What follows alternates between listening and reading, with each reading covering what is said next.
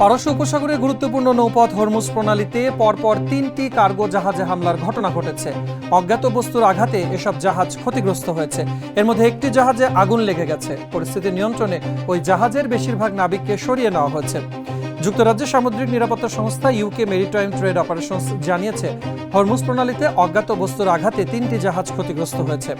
থাইল্যান্ডের পতাকাবাহী bulk career Mayuri নারী Oman উপকূল থেকে প্রায় 11 নটিক্যাল মাইল উত্তরে আঘাতের শিকার হয়। এতে জাহাজটির কিছু ক্ষতি হলেও পরে আগুন নিয়ন্ত্রণে আনা হয়েছে।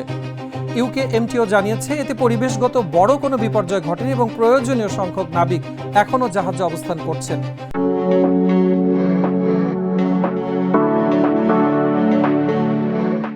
এছাড়া জাপানের পতাকাবাহী কন্টেইনার জাহাজ ওয়ান ম্যাজেস্টি সংযুক্ত আরব আমিরাতের রাস আল খাইমা উপকূল থেকে প্রায় 25 নটিক্যাল মাইল উত্তর পশ্চিমে অজ্ঞাত বস্তুর আঘাতে ক্ষতিগ্রস্ত হয়েছে।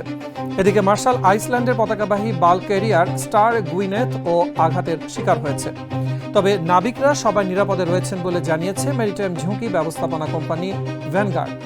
গেল 28 ফেব্রুয়ারি ইরান সংঘাত শুরুর পর থেকে এ পর্যন্ত অন্তত 14টি জাহাজে হামলার ঘটনা ঘটেছে।